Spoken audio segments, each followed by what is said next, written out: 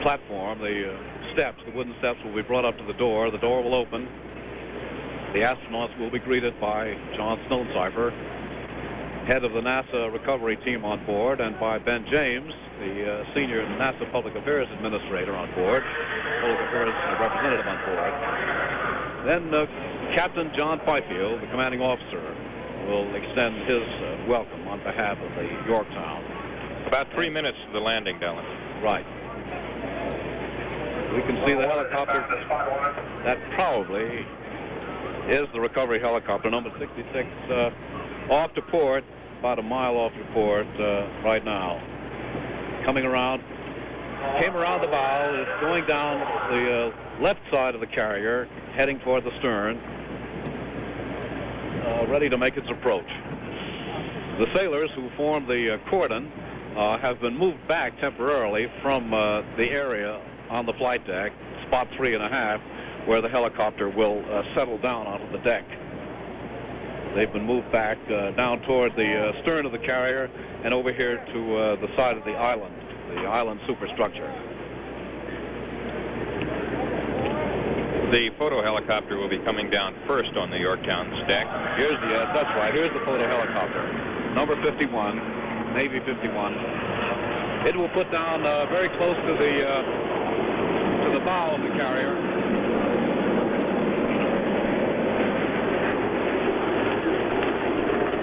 Number 51.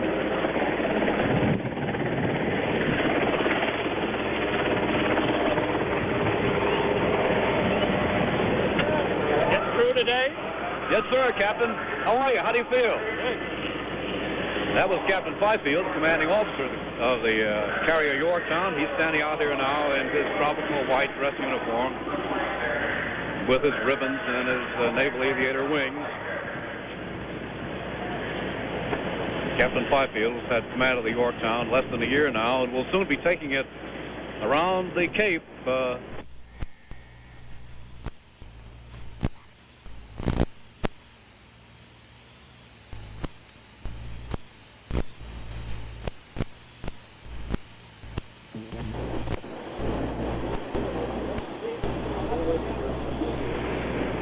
Yorktown.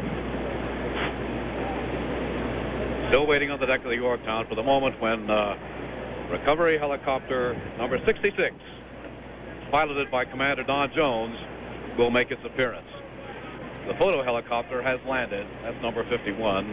Has landed. Its rotors are stopping.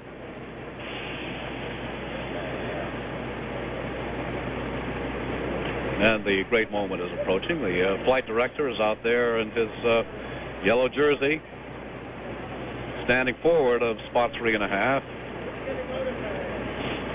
He's the man who will guide the helicopter in, give it the correct signals to make sure that it touches down at the right spot on the deck.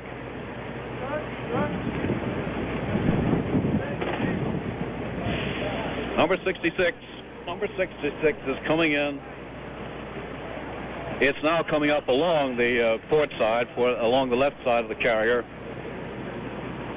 Oh no, here's 66 coming in from the stern. Here's number 66. Coming slowly in. This is the one with the astronauts on board.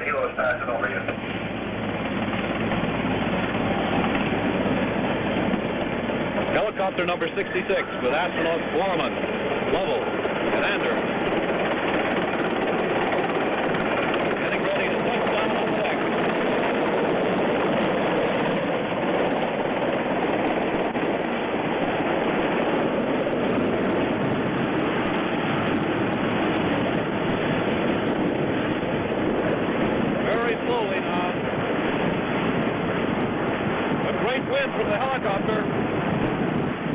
Everybody's holding onto his hat.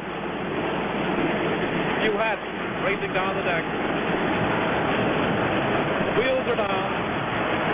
Helicopter landed.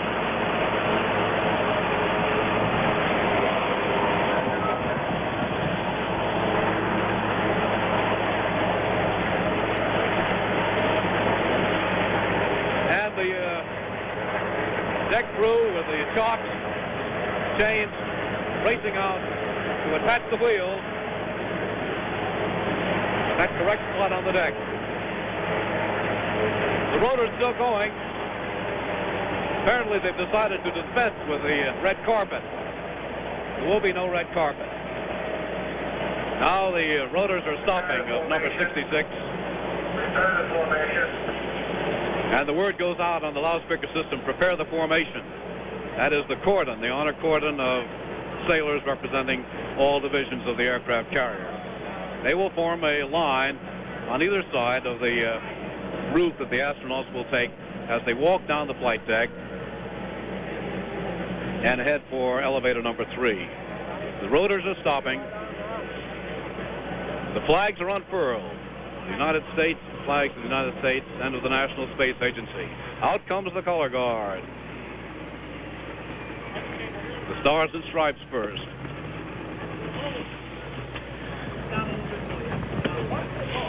The cordon forms up. Captain Fifield, the commanding officer, stands out on the flight deck alongside a microphone.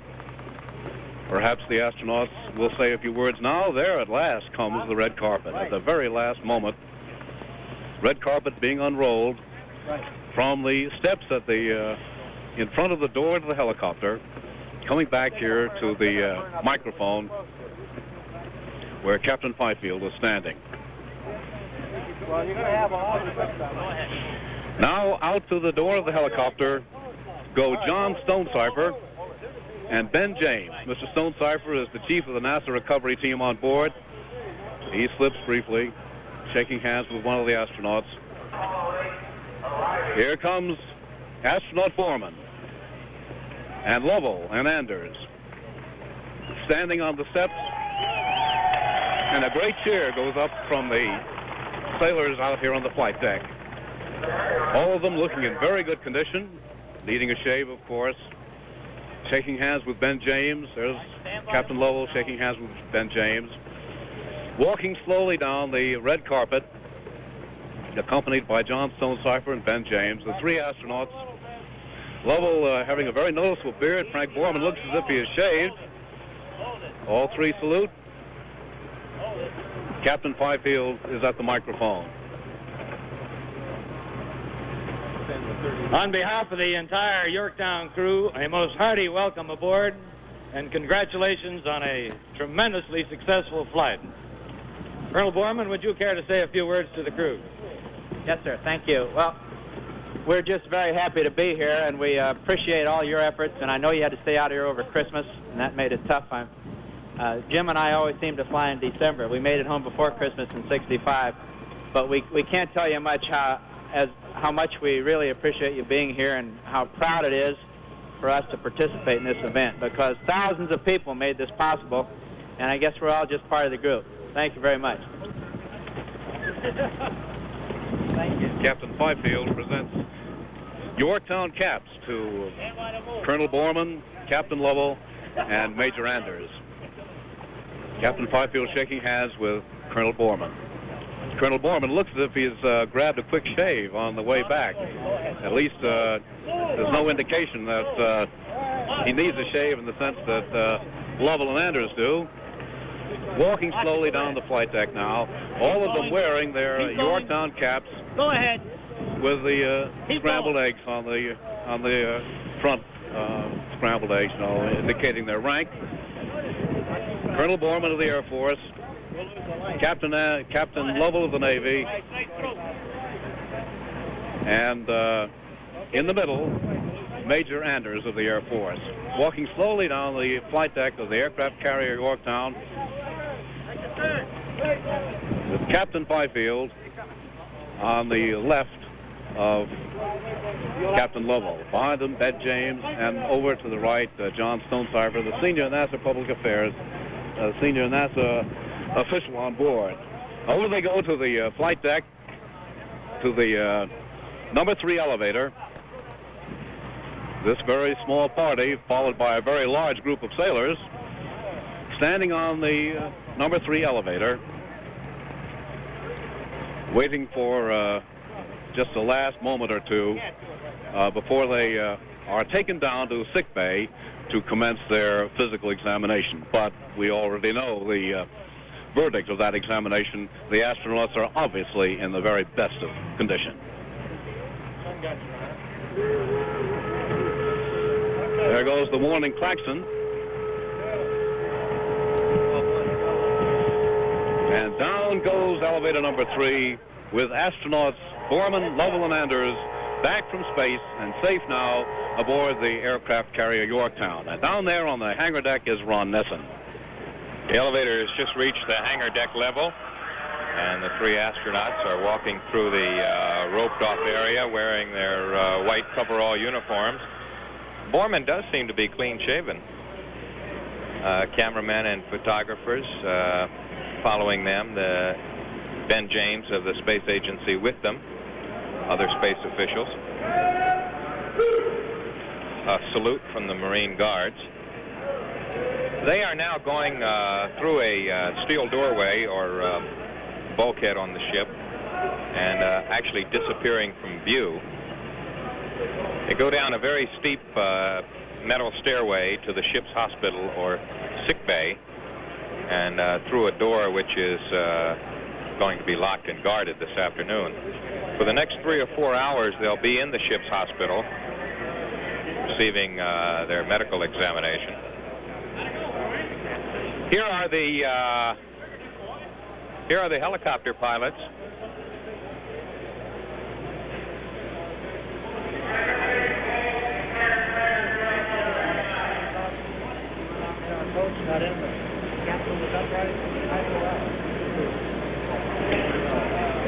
The astronauts have gone downstairs to the hospital, and the helicopter crew which brought them aboard is standing here on the hangar deck,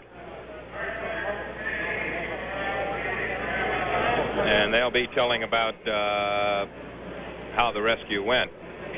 There are 17 Space Agency doctors aboard down in the hospital, headed by Dr. Clarence Jernigan.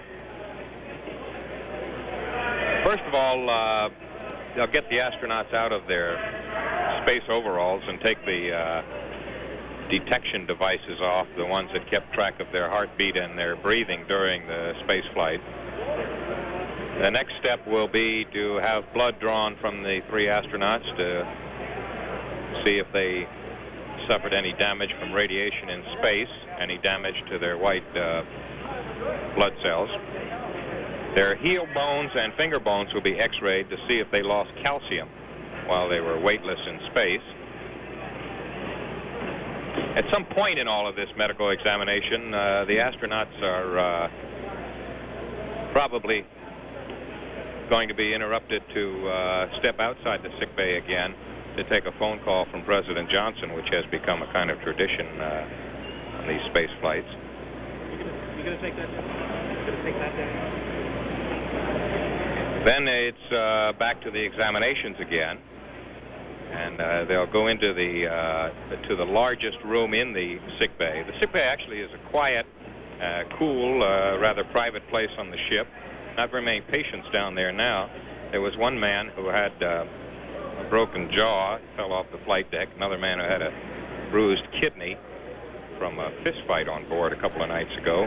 But they're not down there now, so the 3 astronauts will have a lot of privacy in the hospital. The medical tests will continue. There were actually no major medical experiments on this flight. They weren't trying out anything new. They just want to see how the astronauts came through this flight, and they expect that they came through it as well as the astronauts have on other flights. The major tests consist of putting the astronauts into kind of an airtight box from the waist down and pumping in air to increase the pressure, and then measuring their calves and measuring the action of their heart and their blood vessels. And this is to see whether their heart and blood vessels suffered any damage during the flight, or any change at least. And the other major test consists of an exercise cycle, something like some people have in their homes or they have in gyms. And the astronauts will get on this and pedal and the findings are fed into electronic devices, and this determines what effect the space flight had on the muscles and the heart and the lungs of the astronauts. Come on, Bobby. The closest thing to a psychiatric test that the astronauts have. John, how are the astronauts? Great shape. What did they say to you? Oh, they're glad to be back. I said it's a fantastic trip, and they said fantastic all the way. They're anxious to see the movies they took. And how is their health? Great, just great. John Stonecipher, the chief space agency official on board. Very shortly now, the astronauts should be stepping out of the sick bay for just a moment into a very cramped corridor outside to take a phone call from President Johnson. There are 3 gray folding chairs set up in the corridor, and 3, well, there should be 3 telephones. I see 2 telephones. I guess there'll be 3 by the time the phone call comes.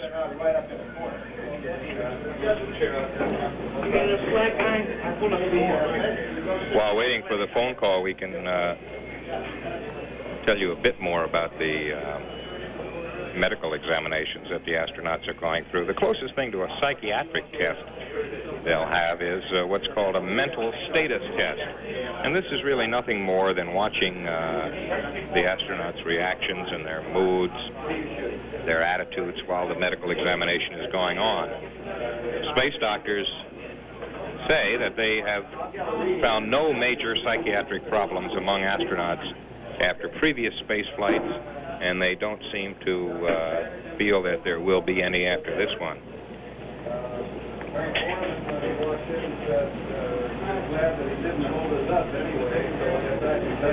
Communications are somewhat shaky in this part of the Pacific. The Yorktown has had, and the space officials have had some difficulty with their communications during the 10 days they've been at sea, and so it may take some time to get this phone call through from the president.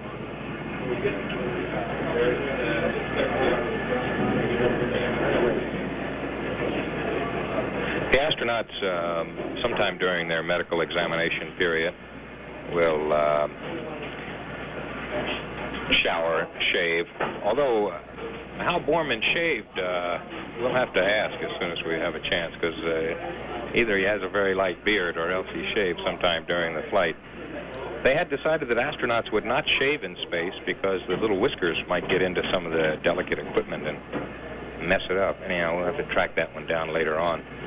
The astronauts will be allowed to shave and shower, have some breakfast, which they sent their order down by radio already, sometime during this medical examination. When the Apollo 7 astronauts came back, they said that after a couple of days in flight, they felt grungy. That was their word. They felt grungy, more or less like a passenger on a long airplane flight might feel, packed in 3 across in the tourist class. They will be allowed to freshen up, shower, and shave during this medical examination. One of the tests to be made, a major test actually, will be to take swabs of their mouth and nose and throat and skin to find out whether there have been any changes in the virus or bacteria or fungus on their body by being in space and by flying around the moon. Again, the doctors don't think they will find any changes in the virus or bacteria or fungus, but what they want to do is find out what the normal number of these little creatures are on the body, so that when astronauts do land on the moon, actually land on the moon and come back, they'll have something to compare it with. One of the doctors, in fact, the doctor on the ship who's in charge of this part of the experiment, taking the bacteria, virus, and fungus readings, so they can be compared with the readings after the astronauts land on the moon. This doctor said he didn't really think the astronauts were going to bring back any germs from the moon, because, as he put it, given the conditions on the moon, it would take a hell of a bug to live on the moon. But there is a government council which is set up to study the problem of either bringing forms of life from Earth to the moon or strange forms back from the moon to the Earth.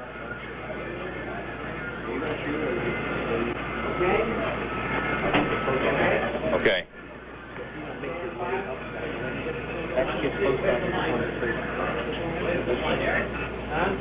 Excuse me a second. The phone call from the president should be coming momentarily.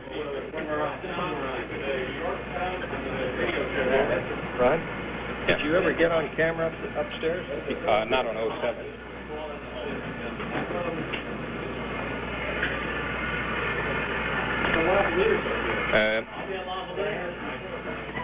Number of photographers and correspondents have gathered in this crowded hallway outside of the sick bay, waiting for the phone call from the president.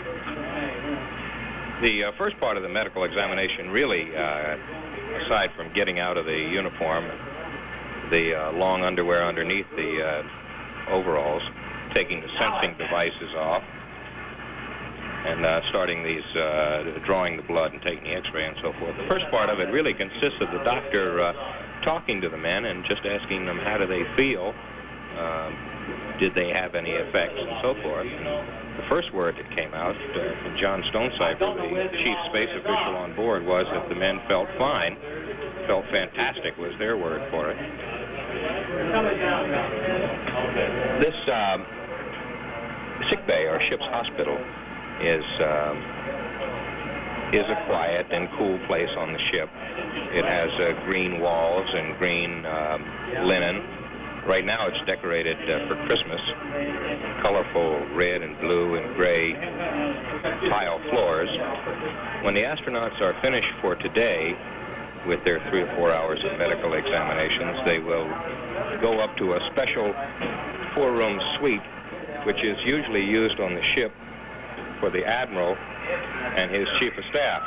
They are not aboard, so their 4-room suite, which is certainly the most comfortable quarters on the ship, but actually something like a second-class motel room. It does have wall-to-wall carpeting.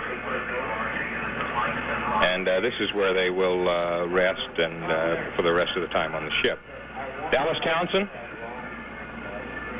are you around?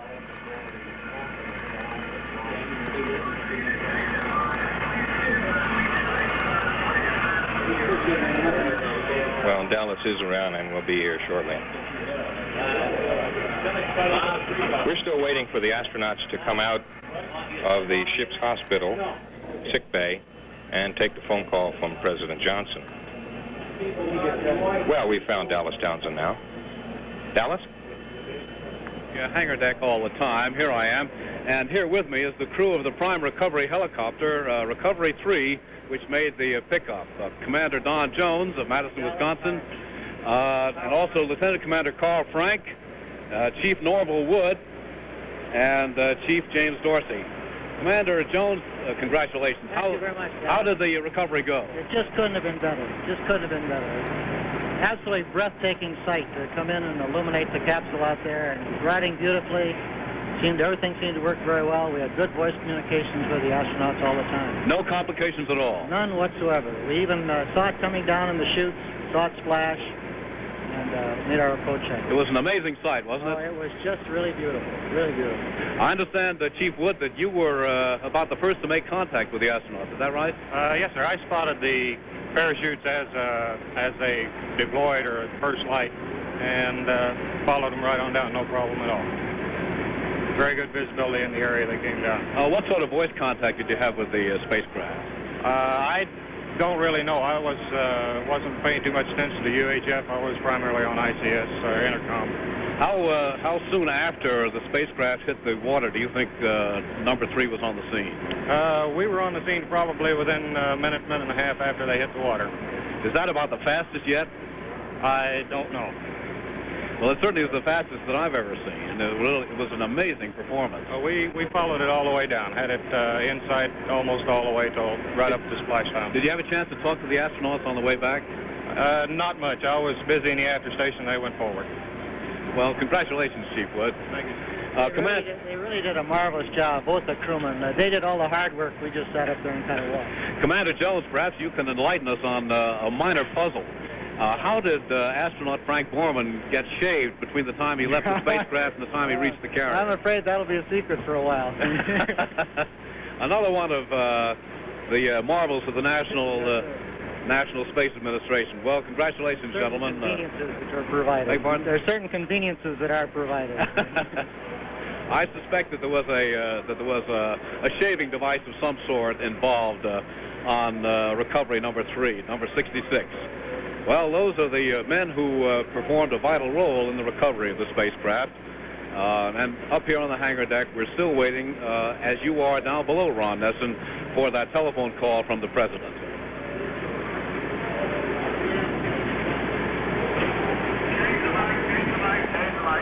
Wait a minute, under, the other way. Okay, you want to bring the others?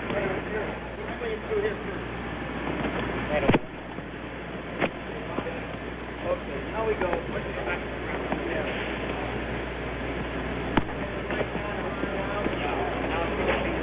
All right, go ahead.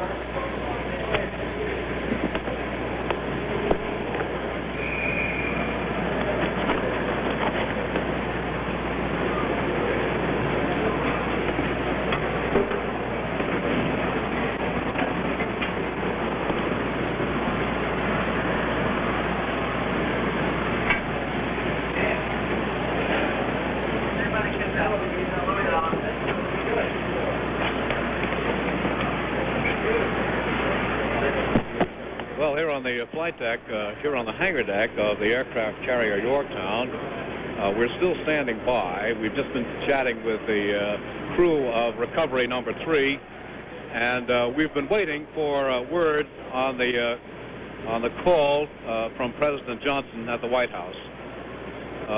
There's an air of relaxation here on the hangar deck of the Yorktown. Now that the great moment has passed, the astronauts are safely back on board the carrier, adhering to an almost perfect schedule. They arrived on deck just about 15 minutes ago, which was the time set when the carrier sailed from the West Coast. It was the time planned well in advance for them to arrive on the deck of the carrier, about 55 minutes after first light. The recovery itself went like clockwork. There wasn't a flaw anywhere along the way. In fact, the spacecraft, in a remarkable demonstration of sharpshooting, came down within sight of the aircraft carrier. Its light clearly visible off to the port side and slightly to the rear, to the stern of the carrier, at about a mile and a half distance. And from then on, no troubles at all. The astronauts are back on deck. They're back down at sick bay now, going through the first stages of their medical examination. Obviously, they're all in fine health. Now down to Ron Nessen outside sick bay. This is Ben James, the Chief Information Officer for the Space Agency aboard.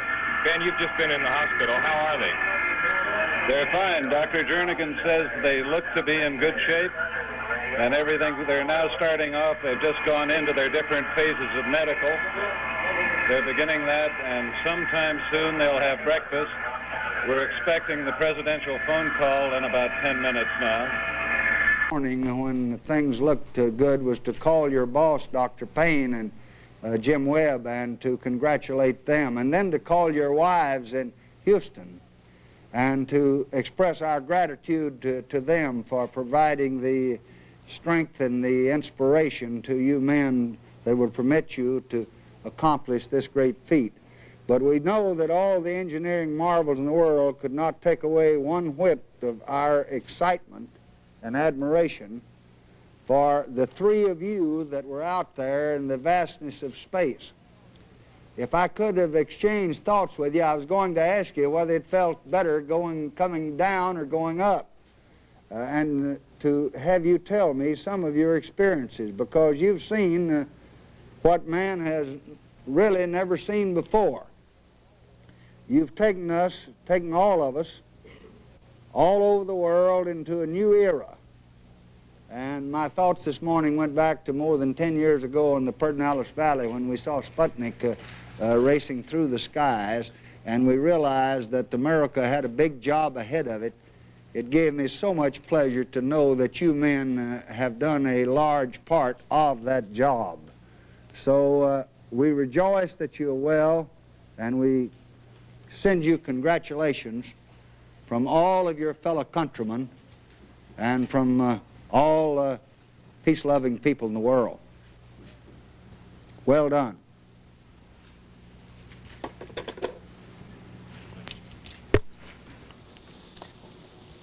President Johnson congratulating the astronauts aboard the Yorktown. For unexplained reasons, we did not get our cameras down below to see the astronauts as they received that message from the President. It did not sound as if there was any dialogue, however. The President started before the time when we thought that he would be in touch with the astronauts, and we did not hear any indication that they answered back. It was just a statement, a very heartfelt and very warm one from the President to the astronauts. CBS News color coverage of the flight of Apollo 8 will continue in a moment. Into this passageway to take the phone call from President Johnson.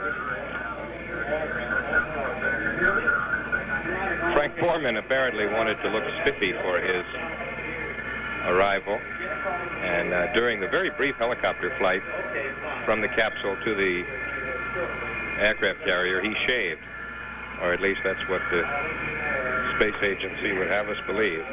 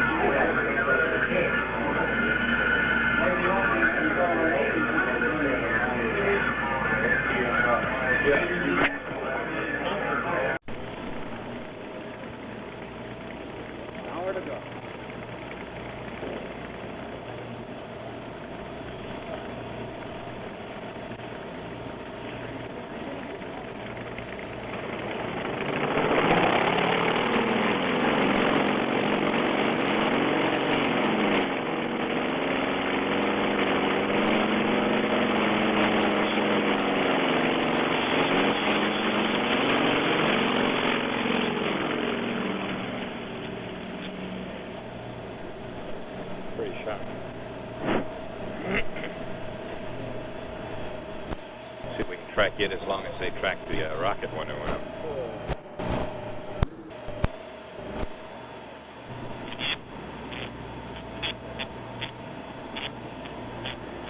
Still testing. This looked like an old war movie I saw one time. Yeah, it does. Beautiful picture.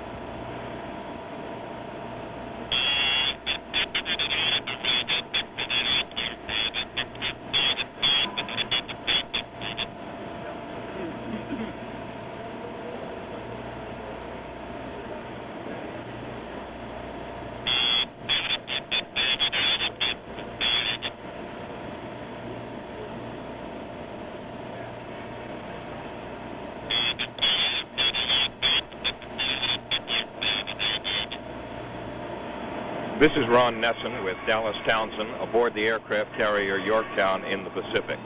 The ship is steaming under cloudy skies toward Hawaii. In about 20 minutes, the 3 Apollo astronauts, their doctors, and some of the space officials aboard will be catapulted off the deck of the carrier in airplanes for the flight to Hawaii, the first lap on their flight home to Houston.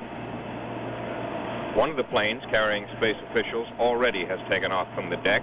The other 2 airplanes are being rolled into position.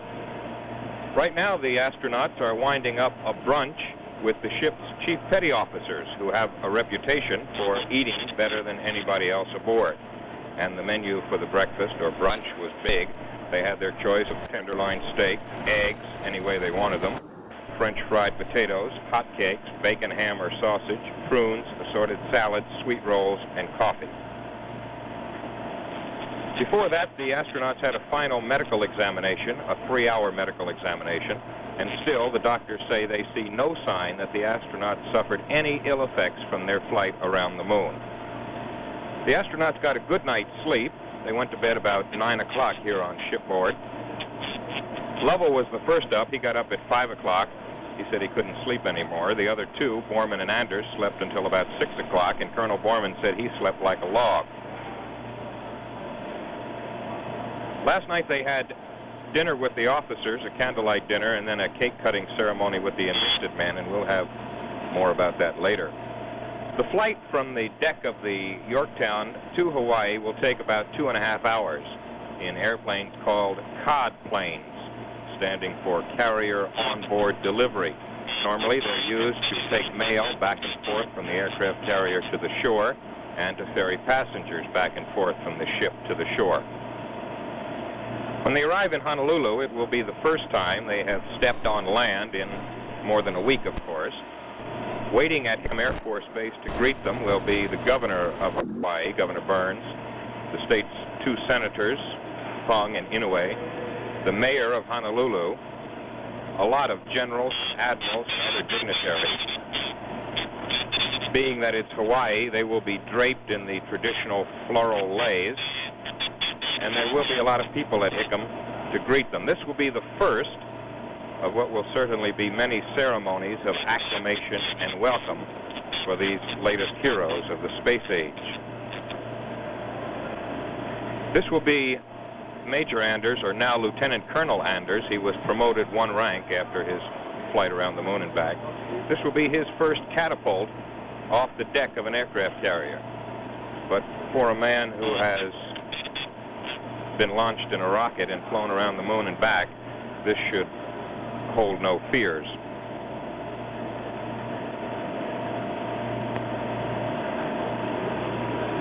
Ron, it might be pointed out here that being catapulted off the deck of an aircraft carrier is a rather vigorous and exciting experience, and Anders is in for that experience a few moments from now. You have to be strapped very tightly into your seat, and the custom is to sit facing the rear of the aircraft so that the strain is on the restraining ropes, and you're told to brace yourself very tightly, force yourself against the straps that have been buckled across your chest and across your shoulders and around your waist.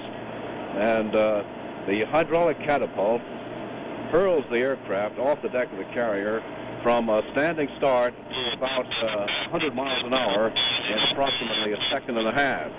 It's an experience that has to be undergone to be believed in all its real intensity. And of course, Colonel Borman and Captain Lovell have done it many times because both have seen carriers at first hand before in their previous space flights.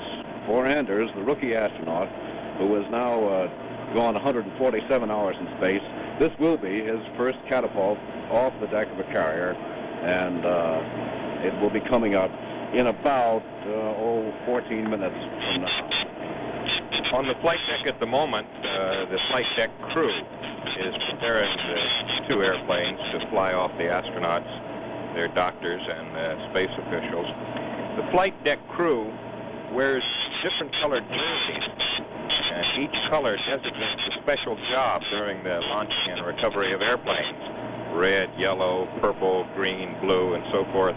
And these designate the men who handle fuel, the ones in charge of safety, the ones who pull the blocks out from under the wheels, catapult officers, firefighters, and so forth. And once it comes time for a plane to be hurled off the deck, it's really like watching some great modern ballet with all of these men in their costumes, various colored costumes, running about doing their jobs, and they know their jobs, although people seeing this for the first time wonder how they avoid getting run down by the planes. It seems like organized confusion, but after you watch it a few times, you realize that everyone knows exactly what he's doing. And it is a very dramatic sight, a sight that those of us who watched it before never get tired of looking at. The astronauts told their doctors this morning that they would be happy to get home to see their families in Houston. At the brunch with the chief petty officers this morning, Colonel Borman made a short speech, and he said they said the astronauts had spent a wonderful day or day and a half aboard the ship, and they appreciated the hospitality they have received. You know, Ron, one reason why they didn't leave the carrier yesterday, which they could have done, in view of their physical condition, is that the carrier was simply too far away from Pearl Harbor. The recovery was made more than 1,000 statute miles southwest of Pearl Harbor, and there was no plane on the carrier at the time that could have safely traversed that distance. So the carrier since then has been traveling at fairly high speeds for a carrier, heading northeast toward Pearl Harbor to a point where it is now safe to launch the COD planes. And the distance to Pearl now, or to Hickam Air Force Base, or to Honolulu Airport, which is right next to it, is only 300 miles or so, and they can make that easily in a little bit more than 2 hours. Captain Fifield had the ship up to about 27 knots yesterday. And right alongside it during this fast run to Hawaii is the communication ship Arlington, which has accompanied the Yorktown all through its cruise in the Pacific, waiting for the astronauts to come down. There are only two of these communication ships in the Navy, the Arlington and the Annapolis. One of them is normally kept on station in Southeast Asia, somewhere near Vietnam at all times. And the Arlington has sailed generally within 5 or 10 miles of the Yorktown. Right now it's a lot closer than that, but it's stayed within 5 or 10 miles. The idea is that this area of the Pacific is far from anything. It's 1,000 miles from Hawaii. And to make sure that communications channels could be kept open, the messages were sent from the Yorktown to the Arlington, and the Arlington's own powerful transmitters then sent the messages back to Hawaii or to Houston or to the mainland of the United States. The Yorktown, the Arlington is going to come up along the starboard side of the Yorktown, which is on the opposite side of the island superstructure. And the astronauts will stand probably on the quarterdeck and will wave to the crew of the Arlington as she comes up off the Arlington at the Yorktown at a distance of about 50 yards or so. I started to say that the captain really opened up the Yorktown yesterday and hit about 27 knots, which is equal to 35 miles an hour on land, and it's very close to the top speed of this carrier, which is 30 knots. And he had 7 of the 8 boilers going. Well, this ship is 25 or 26 years old. It's seen some hard times, and apparently that speed was a bit too much for the old fighting lady, as they call it, and a number of the water pipes sprang leaks last night and this morning, and there's virtually no drinking or bathing water available on the ship right now, and a lot of the sailors have been assigned to mopping up the passageways in the rooms which were flooded by the broken pipes. You know, it's almost like a sort of ironic counterpoint, Ron, to the fact that the onboard water pressure system in the spacecraft failed yesterday, 2 hours before recovery. So now perhaps the Yorktown is trying to do the same thing out of sympathy. The things that have gone wrong, like the water pipe, the water system on the spacecraft, were so minor that you could say that the flight was virtually perfect, and only the smallest things went wrong. The drinking water system broke down about 2 hours before the astronauts came back. There was Borman's slight intestinal upset at the beginning, but that cleared up rather quickly. Lovell came back with his eyeballs dried out somewhat by the dry artificial atmosphere inside the spacecraft, and there were eye drops prescribed for him by the ship's doctor, but by the astronaut's doctor, I should say. But other than that, and these are really minor things, there were no problems with the spaceplane. Since they came on board, they've had about a total of 7 hours physical or medical examinations. They had about 4 hours medical exam yesterday. This morning they were up early, as you said, Ron, and they went down to sick bay for 3 hours more. And still, after those 7 hours of medical examinations, the word from the NASA medical team on board, especially in the voice of Dr. Clarence Jernigan, the chief of the medical team, there are really no troubles of any consequence at all. In fact, Dr. Jernigan told us yesterday that he, on the basis of what he has seen up to now, he would make no recommendations for changes in future flights. On the flight deck of the Yorktown, 2 airplanes on their catapults waiting for the astronauts and the doctors and the space officials to get aboard for their flight to Hawaii. During their stay on board, the astronauts have been discharging various social obligations, and perhaps the best known of these is the traditional candlelight dinner in the wardroom. They appeared there last night, and presiding was the commanding officer of the Yorktown, Captain Fifield. Good evening, gentlemen. I know that you share my pleasure at our ability to host such distinguished guests as we have tonight. And I wonder, as long we're thinking about it, why they took the long way around to get here. I will introduce them individually, and then I think they will each have a word to say.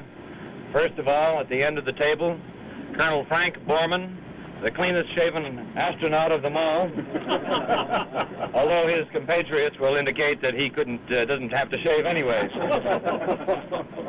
Next, Captain Jim Lovell, who says after a few days with the Air Force, he's glad to be back with the Navy. And next, Major Bill Anders, an escapee from the Navy, who claims the moon is made of American cheese.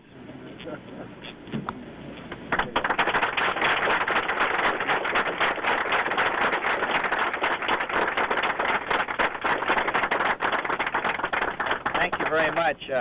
I can understand why you all like the Navy. We don't have many candlelight dinners in the Air Force, but I really don't know what I can say in a situation like this. We're very grateful for your participation. You stayed out here over Christmas, and you picked us up right on time, and you treated us royally.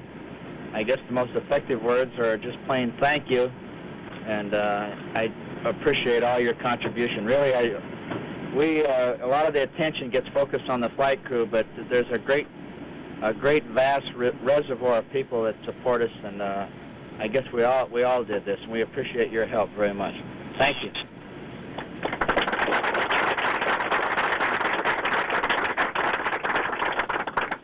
I appreciate being back home again. I've been living with 2 Air Force men for a week now, and their constant concern was, gee whiz, we're going back and landing in that big Pacific Ocean, and you sure the Navy's going to be there? Well, about 3 years ago, Frank and I were in the same situation in a little spacecraft called Gemini, and he asked me the same question 3 years ago, and I said, the Navy will always pick us up, will always take care of us, and we've been right all the time, and I really appreciate seeing the good work that you've done, and I think it's a very good job, and I appreciate being here.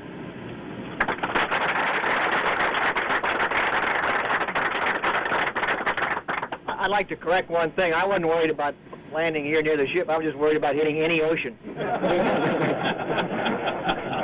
Jim was the navigator. And he and I went to the same school, so I know.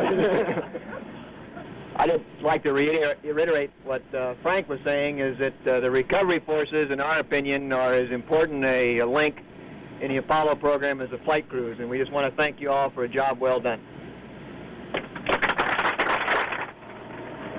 Well, that was the remarks of the astronauts, Borman, Lovell, and Anders, at that candlelight dinner last night in the wardroom of the Yorktown. They're not the most loquacious gentlemen in the world, but it's perfectly obvious that everything they say comes straight from the heart. That's the kind of good-natured, sort of sophomoric ribbing that you hear in wardrooms and officers' clubs, I guess, all over the world. Oh, I'm sure it is, and it's while it may be sophomoric, Ron, it certainly is genuine, and it strikes a very responsive chord in the heart of a good many Americans, especially officers and men aboard the Yorktown. The astronauts have been making much the same comment in their other appearances on the carrier after they finished their appearance last night in the wardroom.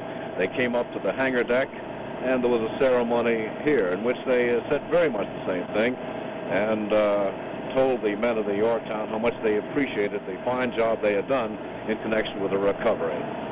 They seemed especially concerned that the 1,600 men aboard the Yorktown had missed Christmas, and of course the men aboard the Arlington also had missed Christmas at home because they had to get on station here in the Pacific early and wait around for the astronauts to come down. And a number of times on the ship, they've thanked the men especially for being away from home at Christmas to take part in this mission.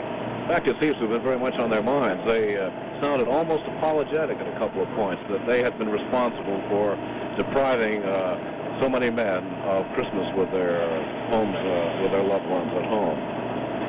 A lot of men on the flight deck waiting around for the astronauts to come up from below from their brunch with the petty officers, chief petty officers. And there are photographers and reporters on board waiting for the takeoff for Honolulu. One of the most important appearances that they made last night was that ceremony on the hangar deck, and in connection with it, astronaut James Lovell, who is a captain in the U.S. Navy, presided at re-enlistment ceremonies for 7 members of the Yorktown's crew who were signing up for further terms. Here is Captain Fifield at the rostrum podium. For others, it ended with the sound of the sonic boom. But for most of us, we saw the beautiful sight of the parachuting to within 2.5 miles of the ship. It is now my distinct pleasure to present to you our guest for this evening, Colonel Frank Borman,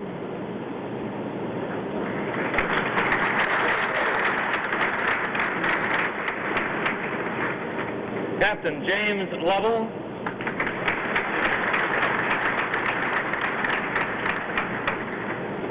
Major Bill Anders.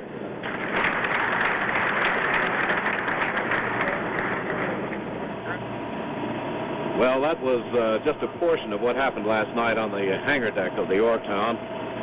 Back on the flight deck now, 3 levels above the hangar deck, it appears that the preparations are just about complete for the embarkation of the astronauts aboard one of those Navy cod planes for the catapulting off the deck of the Yorktown and the flight to Hawaii. The astronauts are now coming on the flight deck. Colonel Borman, Captain Lovell, Major Anders, escorted by Captain Fifield, the commanding officer, and behind him Commander William Parks, the executive officer of the carrier.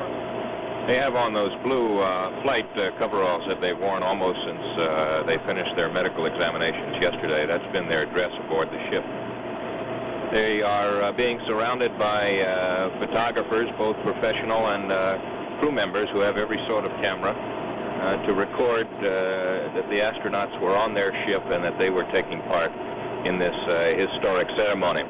They're going to the rail now on the starboard side, the right side of the ship, and are going to wave to the crew members of the communication ship Arlington as it passes along the side.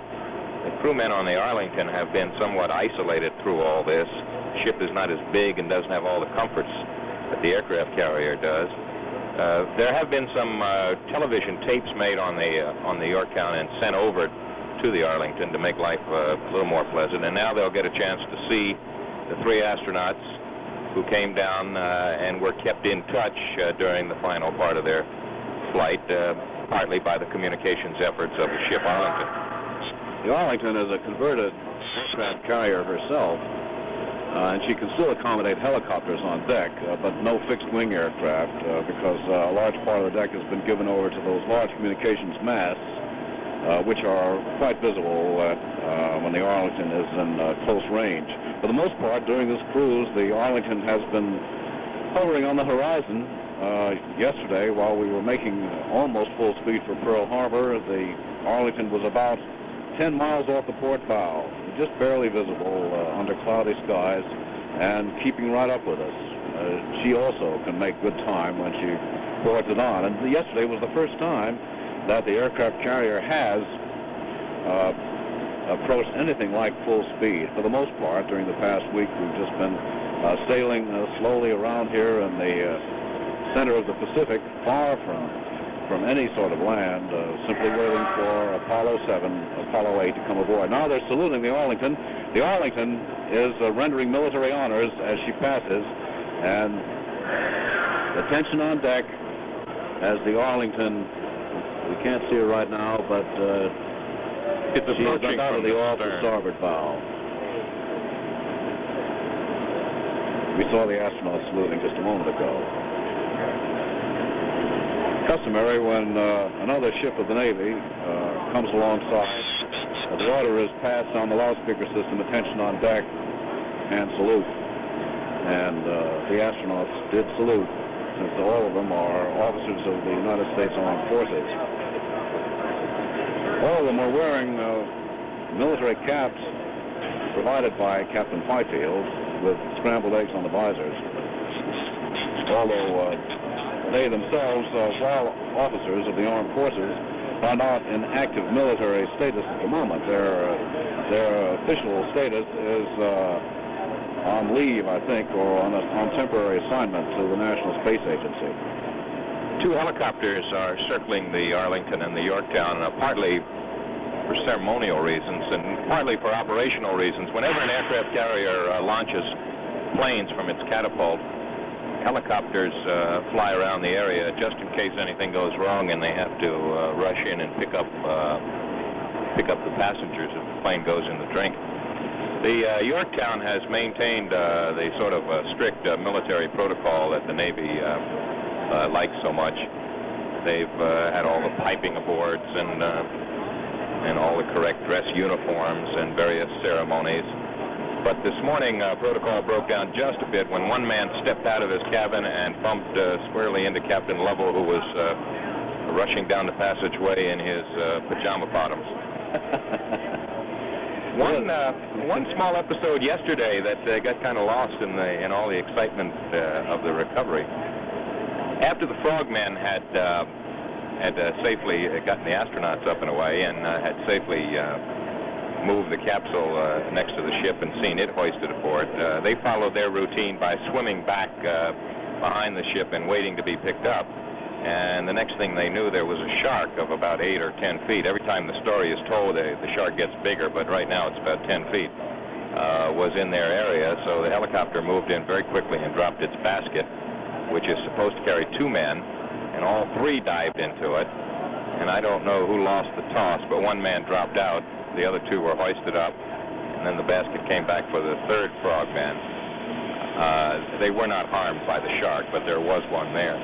I wonder if this was the same shark that appeared a few days ago when the Yorktown had its second swim crawl of the cruise. A large number of men were in the water, and a large number of men got out of the water in a great hurry when the shark appeared. And the Marines opened fire, and the shark thereupon vanished. Colonel Borman, standing at the rail on the starboard side of the Yorktown, forward of the island superstructure, waving to the Arlington about 50 yards away. Interesting bit of military protocol yesterday morning when the astronauts came on board. As the crew of a command vehicle, a craft, namely the Apollo 8, they were rendered military honors not only when they got on deck, but over the loudspeaker system. There were 4 bongs, and the word was passed, Apollo 8 arriving. Now, this is customary when the captain of a ship arrives on board another ship. And presumably a few minutes from now, when they leave, when they're catapulted off the deck, just before they leave, the word will be passed, Apollo 8 departing. The Arlington is now passing alongside the starboard or right side of the ship. bobbing up and down in the fairly heavy seas this morning, and its crew is lined up on its deck in their dress white uniforms, passing by to give the salute and take the salute and to see the three astronauts, Borman, Lovell, and Anders. All of them standing at parade rest on the flight deck of the Arlington. And the astronauts on the flight deck of the Yorktown. Beautiful sight out here in mid-Pacific. All of the crew of the Arlington in their dressed tropical whites standing alongside the rails, all facing toward the Yorktown and rendering military honors to the astronauts. A bit cloudy on the Pacific today, but in this part of it, but still, as you say, a beautiful sight. And the astronauts standing there at the rail of the Yorktown, waving to the Arlington. Not too formal at this moment, just a good old-fashioned wave. Well, having saluted once, they've taken care of that aspect of the business. Now they can be informal. Actually, it's rather warm out here. It's cloudy, but the sun keeps breaking through the clouds. The carrier has been slowing down. It's turning into the wind now in order to launch aircraft. It has to have a certain velocity of winds across the deck for the aircraft to take off successfully, even with the assist of the catapult. The Arlington was one of three methods of communications used on this cruise and for the recovery. They wanted some backstop plans. This area, the communications are shaky here, partly because it's so remote, partly because of atmospheric conditions. So the system of relaying to the Arlington was one. The ship's own communications was another, and a special high-powered transmitter put aboard especially for this mission was the third.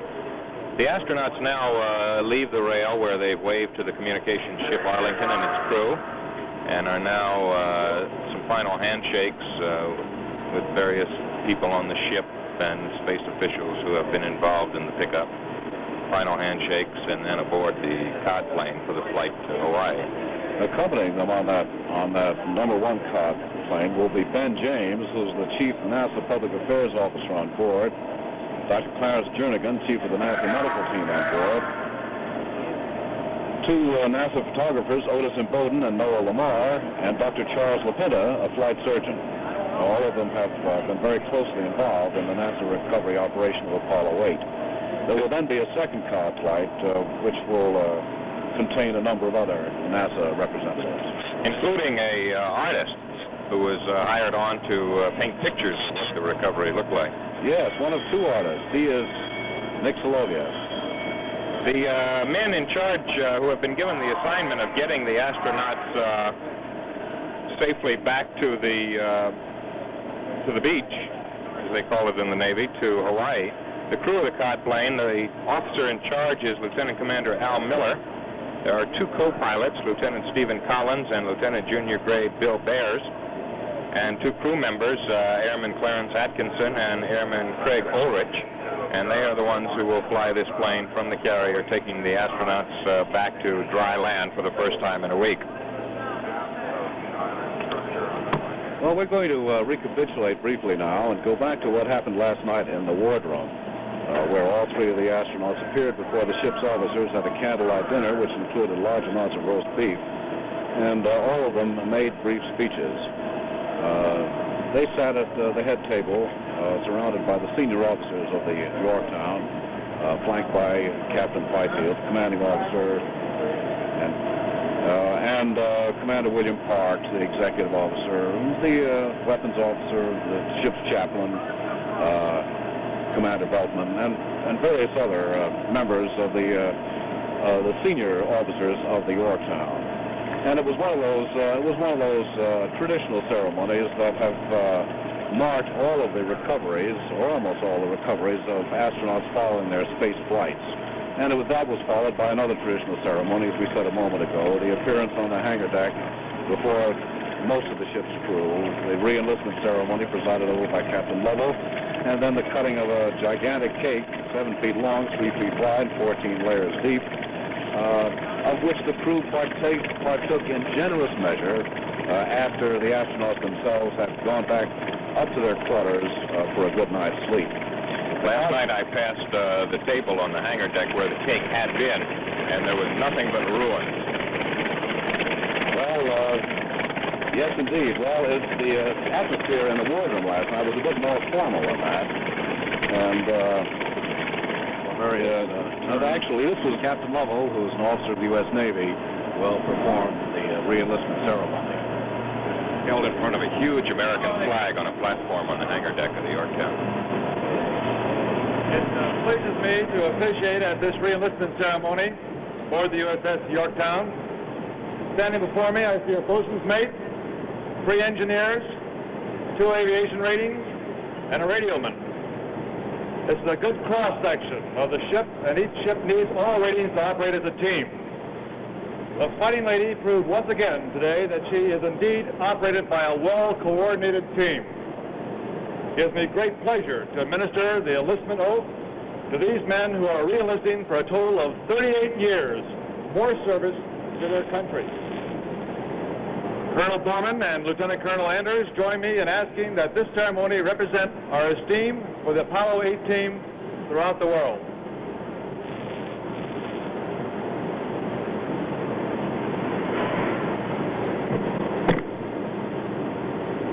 Raise your right hand and please repeat after me.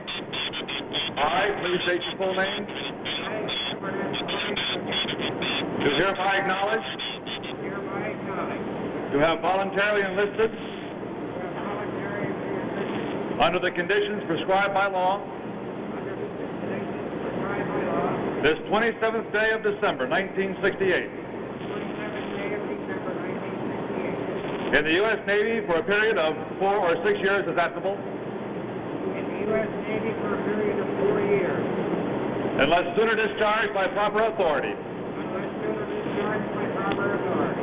And I do solemnly swear or affirm. And I do solemnly swear or affirm. That I will support and defend. The Constitution of the United States against all enemies. The Constitution of the United States against all enemies. Foreign and domestic. That I will bear true faith and allegiance to the same. And I will bear true faith and allegiance to the same. And that I will obey the orders of the President of the United States. And that I will obey the orders of the President of the United States. And the orders of the officers. And the orders of the officers. Appointed over me. Appointed over me. According to regulations. According to regulations. And the Uniform Code of Military Justice. And the Uniform Code of Military Justice. So help me God.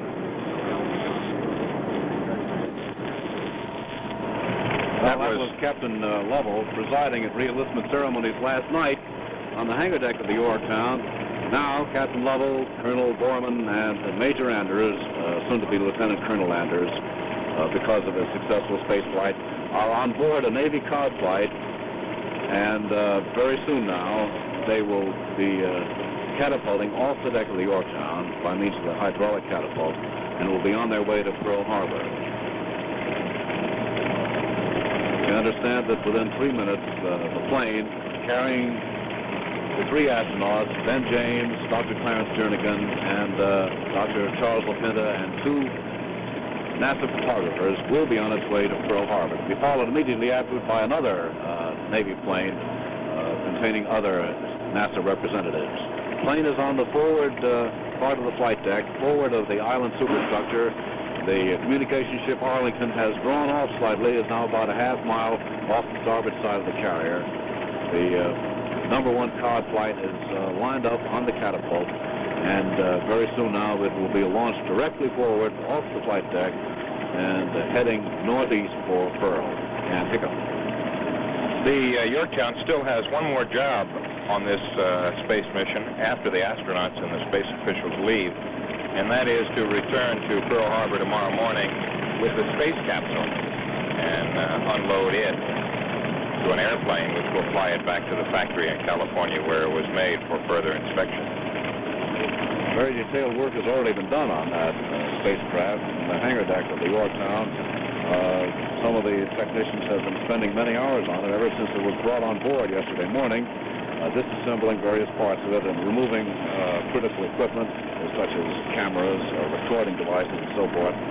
packing them very carefully for the long trip back home. And also taking swabs of various portions of the interior of the spacecraft, looking for possible biological material of interest to the NASA doctors.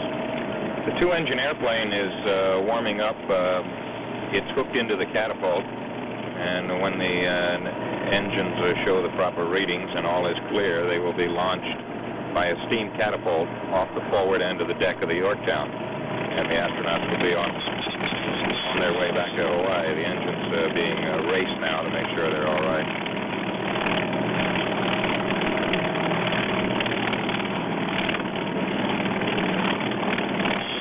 This flight to Hawaii takes about 2.5 hours, and there will be the first of many welcoming ceremonies in Honolulu when they arrive. It takes a fair amount of time to check out everything that has to be done before a plane is launched from the deck of a carrier.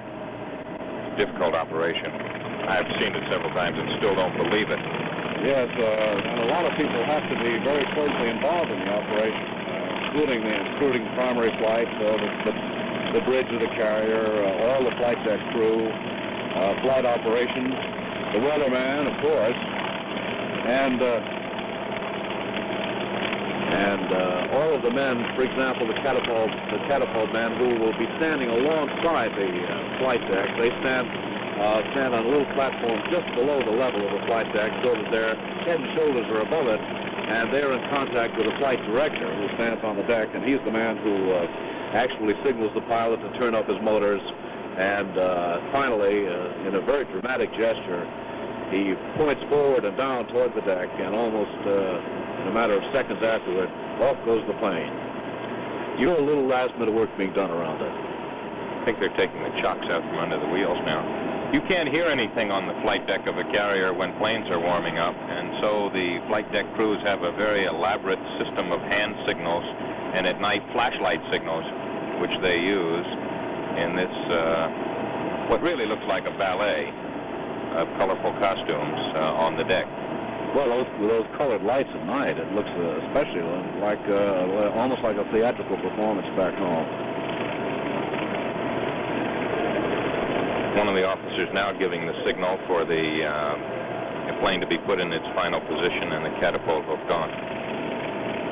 Off to one side is an E-1B known as a Willie Flood. That's one of the planes that was used yesterday as the air boss. There were two of them. That's a plane that has a large radome on top of it. Looks like a sort of a flattened egg. And that radome contains a large radar set, which is extremely powerful. But that's not being used in today's launch angle. This countdown seems almost as long as the one at Cape Kennedy. Doesn't it, though? Yeah. Well, now it seems to be all set. Everybody running. The catapult. A man just to the left of the airplane will give the signal. Everything is clear for launch.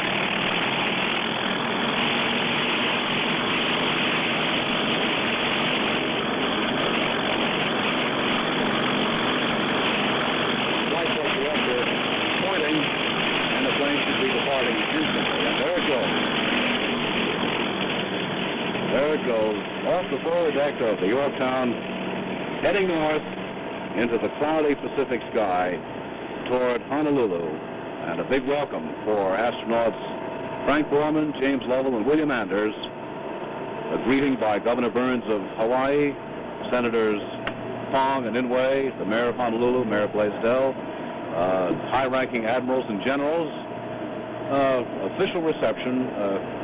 Congratulations from all concerned, undoubtedly brief remarks by the astronauts, and then a quick transfer to another plane, a 141, and from Honolulu, a non-stop flight to Houston, and a reunion with families and friends. The astronauts, the men who have performed the triumphant and historic Apollo 8, have left the prime recovery carrier, the Yorktown, and the Yorktown's part in Apollo 8 is just about over. The astronauts' part in the flight actually is not over because there are all the ceremonial parts that they'll have to go through.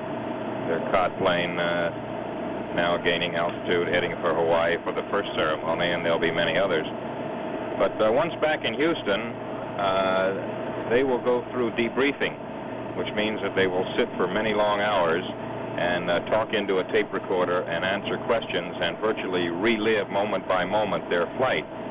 And these records will be studied, and from them, the space officials will try to learn what they can to improve future space flights. And, of course, all the enormous mass of detailed information and data accumulated in the course of this flight on the ground will also have to be analyzed, examined, and inspected. That will take weeks and probably months, and all of this information will be embodied in the upcoming flights, the Apollo 9, Apollo 10, and 11, and perhaps by the end of 1969, the epic moment when man will set foot on the moon. Well, now we're going back to last night, to what happened in the cake-cutting ceremony on the hangar deck. And that has the name of the recovery force, the Apollo 8 recovery force, the name of the units involved, the Underwater Demolition Team 12, Helicopter Squadron 4, the ship itself, the Yorktown, and the air wing, flew the Air Boss planes. Looks like Borman, the command pilot, will do the cutting. Seems almost a shame to ruin a cake like that. There he goes.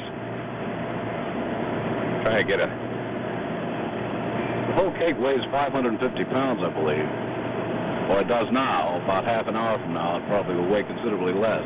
There's a deep cut. Colonel Borman makes a deep cut in the cake and hands the sword now to Captain Lovell, who he jokingly suggests cutting it sideways. Now he makes his cut in the cake. The icing is white, but the decorations are blue and gold, the colors of the Navy. And finally, the junior member of the Apollo team, Major Anders, makes his cut. They're cutting little pieces out of the edge. I suppose when they've made the ceremonial cuts, the stewards will come along and cut it up for eating. Yes, and they usually pass out punch or some other sort of liquid to go along with the cake. The cake is cut, and the sword is now being returned. Let's see who's going to get the first piece. Lots of joking and smiling. Ron, you probably noticed that Captain Lovell referred to Lieutenant Colonel Anders. That's a reference to the fact that by law, astronauts making their first journey in space are advanced one grade if they're below the grade of colonel in the Army or Air Force or captain in the Navy. Anders has been a major in the Air Force, so he is now Lieutenant Colonel William Anders. At the officers' dinner in the wardroom, which the astronauts attended just before this cake-cutting ceremony on the hangar deck, there was a great deal of good-natured kidding about the fact that Captain Lovell was the only Navy man with 2 Air Force officers in the Apollo 8. Bill Anders did go to the Naval Academy, but chose to go into the Air Force. Anders said that, Lovell said he kept assuring his capsule mates that they didn't have anything to worry about, that the Navy would be down in the water ready to pick them up. And Anders said he wasn't really worried about the Navy being there. He was worried about hitting the right ocean, since Lovell was the navigator. A little piece of cake slipped to the deck there. We don't believe for a minute that Colonel Borman is going to hand out individual pieces of cake to all the members of the crew who are assembled here on the hangar deck. However, he'll probably do it to some of the first who have lined up. This is one of the final events of their stay aboard the Yorktown. Tomorrow morning they have another episode in their physical examination. Then they have brunch with the chief petty officers in the CPO mess. They'll stand on the starboard side while the communication ship Arlington comes alongside, and they'll wave to the Arlington. And then at 11 o'clock, they'll be launched off the deck of the Yorktown for a flight to Honolulu, and from Honolulu back to Houston, Texas. The crew has been in its dress white uniforms, or in the case of the Marines, in their dress blue uniforms throughout today's events in honor of this historic occasion. And at dinner tonight in the officers' wardroom, all the officers turned up in their starched white uniforms. But the 3 astronauts apparently didn't have any proper uniforms aboard, so they showed up in their pale blue space agency overalls. They do have at least one indication of military rank, however. They were given caps by Captain John Fifield, the commanding officer of the Yorktown, and the visors of the caps bear the scrambled eggs as a sign of rank. The astronauts are on the hangar deck. One of the ship's stewards is cutting pieces from this enormous cake and handing them to the astronauts, who in turn hand them to various members of the crew gathered on the hangar deck. The hangar deck is decorated with signal flags. The platform has as its backdrop an enormous American flag. All the helicopters have been brought down from the deck, the helicopters used in the rescue this morning, and lashed down here on the hangar deck. And the ship itself, the Yorktown, is sailing at a very rapid speed, very nearly its top speed, toward Honolulu. It's going about 27 knots. It's using 7 of its 8 boilers, and you can feel that the ship is moving at great speed. These sailors and crew members were away from home at sea on Christmas, and I think the captain would like to give them the treat of getting back to port as soon as possible.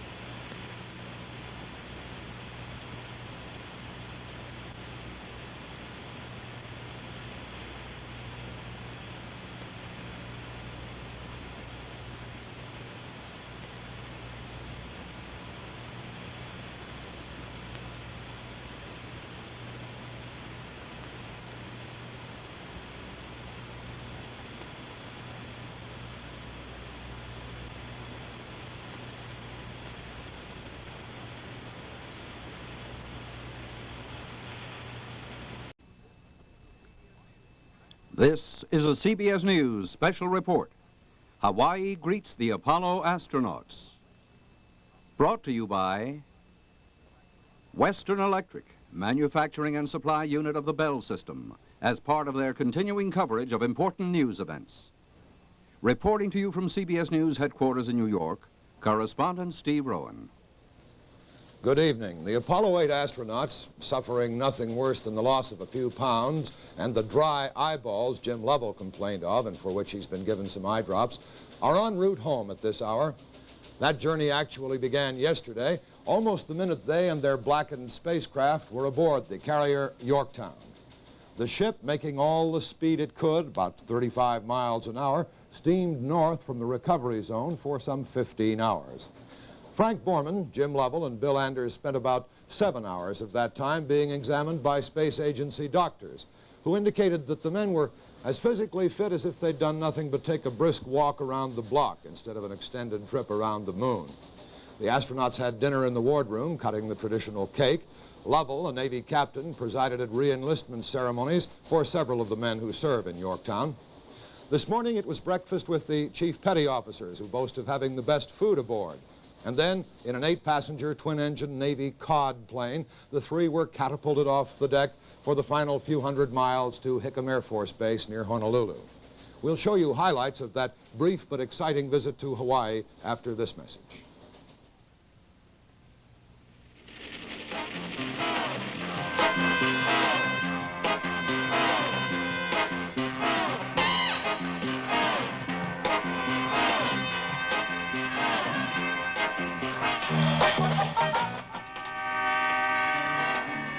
There's one traffic network in this country where there are almost never any traffic jams.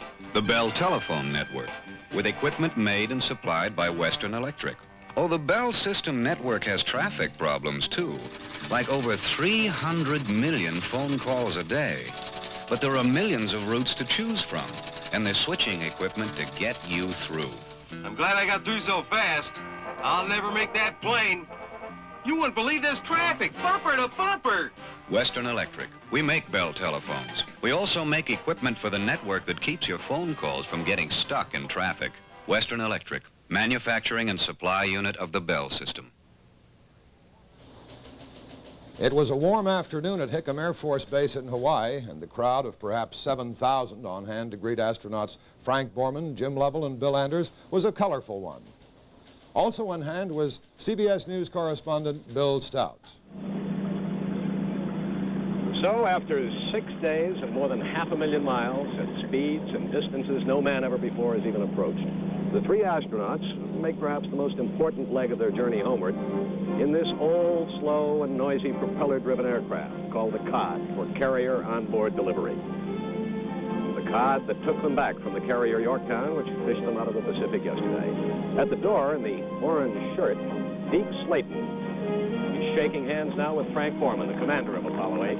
There's Jim Lovell, and in back of him, Lieutenant Colonel. He was promoted today by order of the President, Lieutenant Colonel Bill Anders, the youngest of the three astronauts, a rookie in spaceflight, as Walter Cronkite kept saying. Slayton now, director of astronaut training, will make the trip back to Houston with these men. He's probably been closer to all three of them, closer in purely personal terms, than anyone connected with the manned spacecraft program. Borman taking off his hat and waving. This is the receiving line. Governor John Burns of Hawaii. The first one is three Honolulu hula girls, preceding even the governor. Next is Rachel Sullivan. She was an Olympic diving star for Hawaii in the recent games. That's Senator Hiram Fong. Leis being placed around their necks one at a time, and the traditional Hawaii sign of welcome, a kiss on the cheek. Borman shaking hands now with Senator Daniel Inouye. That's Lieutenant General J.J. Navarro, Rear Admiral J.J. Highland. Next to him, now shaking hands with Frank Borman, Mayor Neil Blaisdell of Honolulu. And this is Lieutenant General T.E. Hutchin. He represents Admiral McCain, the Commander-in-Chief of the Pacific, who is currently in Vietnam. And last, Rear Admiral F.E. Bakutis, commander of the Apollo Recovery Forces that swept the Pacific and did such an incredible job of all but blanketing the splashdown location these men finally arrived at yesterday. Governor Burns, Borman, Deke Slayton, Lovell, and coming up last, Bill Anders.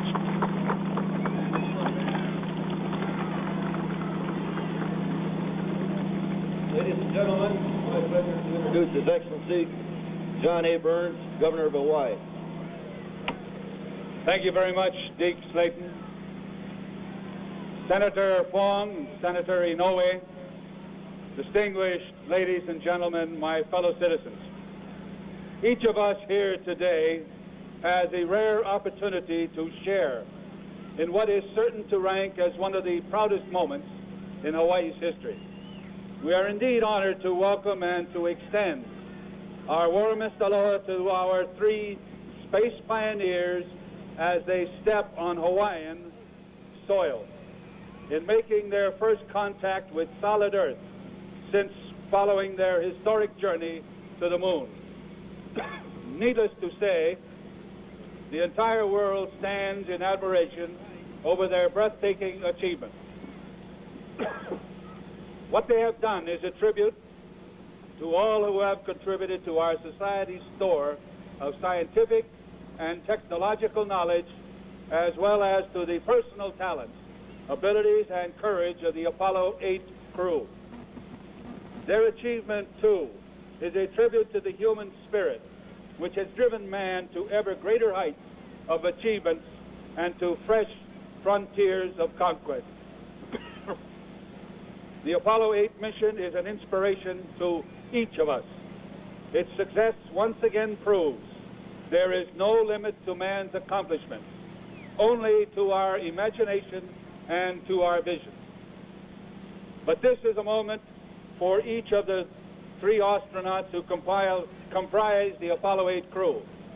It is my great pleasure, my high privilege, to present to you, my fellow citizens, and to all people everywhere who can see this program, throughout the world, the first men who have journeyed to the moon and back. Colonel Frank Borman, United States Air Force.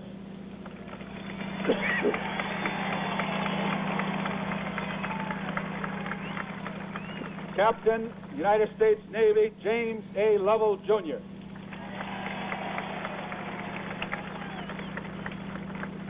And Lieutenant Colonel William A. Anders, United States Air Force.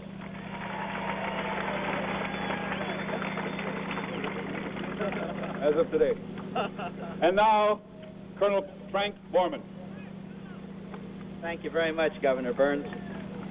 You know, just 16 years ago, I stopped here in Hawaii as a second lieutenant going the other way, and I spent Christmas Eve here, and I didn't get near this reception.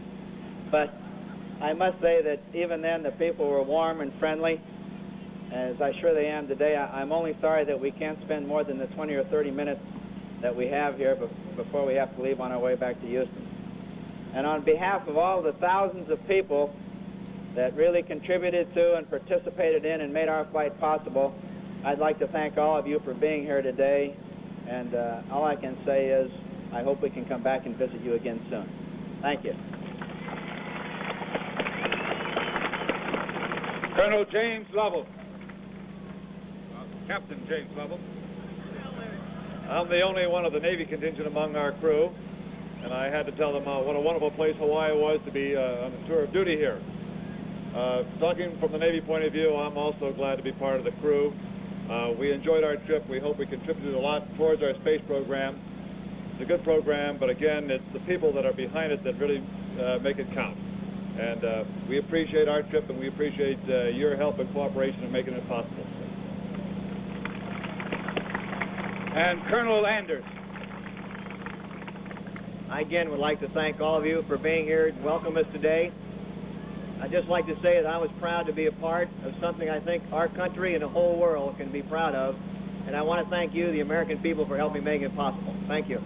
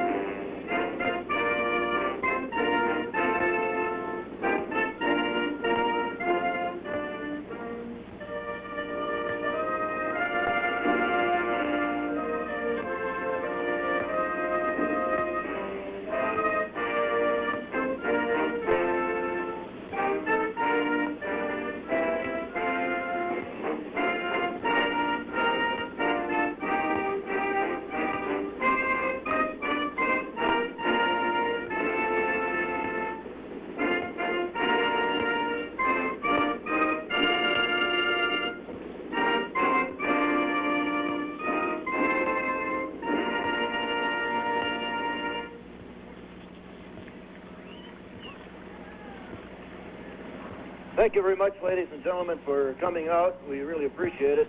We wish we could stay around longer and enjoy your fine hospitality and weather, but we still have a little work to do, and so we better get on back to Houston and get with it. Thank you. Hawaii's Governor Burns said aloha and goodbye to the astronauts. Each man had been given a box of Hawaiian fruit, and each was given some orchids to take home to his wife.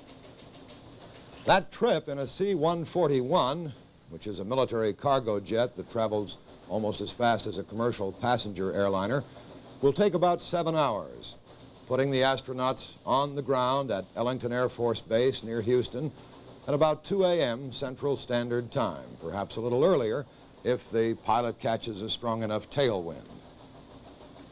En route, Borman, Lovell, and Anders will begin the debriefing process, as it's called. They'll be talking with Deke Slayton into a tape recorder about the mission that electrified the world, the mission of Apollo 8. When they step out of the plane at Houston, They'll be greeted, of course, by space agency officials, by some of their fellow astronauts, and by others who don't mind staying up late enough to catch a glimpse of America's newest heroes. On hand, too, will be the 14 persons they want most to see, their wives and their children. Tomorrow, the astronauts will have a day off. Then they'll spend more time telling the experts about every detail of flight than they actually spent making the flight itself.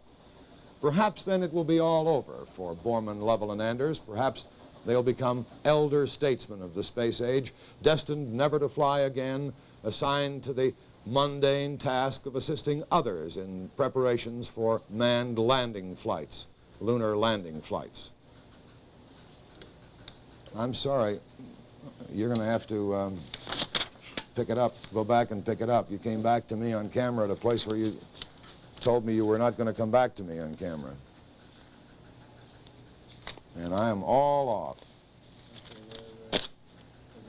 Astronauts, take two.